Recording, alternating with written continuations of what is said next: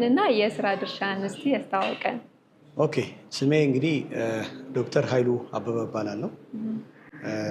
ሲኒየር ኤሌክትሪክ ቬሂክል ሜንቴናንስ ኤንድ ሰርቪስ ኤክስፐርት ነኝ። ስልጠናው ምንን ያካተተ ነው? በውስጡ ስልጠናው በዋነኛነት እንግዲህ የሚያካትተው አንደኛው ኤሌክትሪክ መኪና ሙሉውን ነው። እንግዲህ ኤሌክትሪክ መኪና ሙሉ ስንል ምንድን ነው?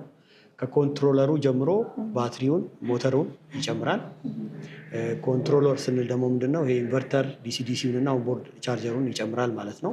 ፕላስ ደግሞ እንደገና ቻርጂንግ ሲስተም ይጨምራል። ለምሳሌ ፋስት ቻርጂንግ፣ ስሎ ቻርጂንግ ከነ ኢንስታሌሽኑ እና ክላውድ ሲስተሙ ከነ ኮንትሮሊንግ እንትኑ ይጨምራል ማለት ነው።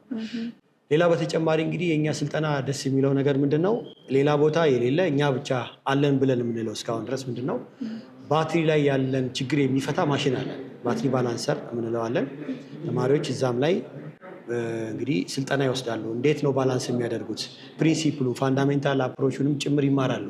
ባትሪ ላይ ኢምባላንስ ስለምን ይፈጠራል? እሱ እንዳይፈጠር አሽከርካሪዎች ወይም ደግሞ ኦነሮች ምን ማድረግ አለባቸው? ከተፈጠረስ በኋላ እንዴት ማድረግ ይቻላል የሚለውን ነገር በሙሉ ጠቅላላ በማሽን እናስተምራለን። ኦኬ፣ ስልጠናውን ለመውሰድ ምን መስፈርቶች ያስፈልጋሉ? አንድ ሰው እንግዲህ ግሪንቴክ አፍሪካ ይሄኛው ሞዴላችን ጃን 450 እንለዋለን። በፉል ቻርጀር እስከ 300 ኪሎ ሜትር ድረስ ነው የሚንቀሳቀሰው ማለት ነው። ሁሉም መኪናዎች ስንት ሰው ይይዛሉ? በቤት ውስጥ በማንኛውም የ220 ቮልቴጅ ኃይል ነው ቻርጅ የሚያደርጉት። ከአዲስ አበባ ውጭ ረጅም መንገድን መጓዝ ይችላሉ። በፉል ቻርጀር 360 ኪሎ ሜትር ድረስ ይንቀሳቀሳሉ ማለት ነው። እነዚህ ደግሞ ሌላ ቦታ የሌለ እኛ ብቻ አለን ብለን የምንለው እስካሁን ድረስ ምንድን ነው?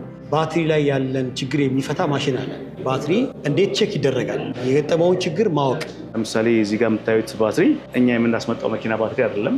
ባትሪ ምን ይፈልጋል? በኦፕሬሽን ሂደት ላይ ባትሪው ሴል ቮልቴጅ ወርዶ ስለነበረ ያን ሴል ቮልቴጅ ኢኳላይዝ ለማድረግ ወይም ደግሞ ባላንስ ለማድረግ ለማመጣጠን መሬት ላይ አውርደን ባላንስ እያደረግነው ነው ማለት ነው። በዚህ ማሽን ከ30 እስከ 70% ድረስ በማይክሮ ፋይናንስ ድርጅቱ የብድር አማራጮችን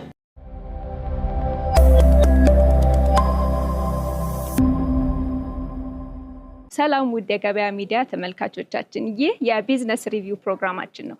በዛሬ የቢዝነስ ሪቪው ፕሮግራማችን የኤሌክትሪክ መኪና አስመጪ ድርጅት እና የተለያዩ ስልጠናዎችን በሚሰጠው በግሪንቴክ አፍሪካ ተገኝተናል። የሚሰጡት ስልጠና ምን ይመስላል፣ የኤሌክትሪክ መኪና አዋጭነትስ ምን ያክል ነው የሚለውን ደግሞ አብረን የምናይ ይሆናል። ተከታተሉ።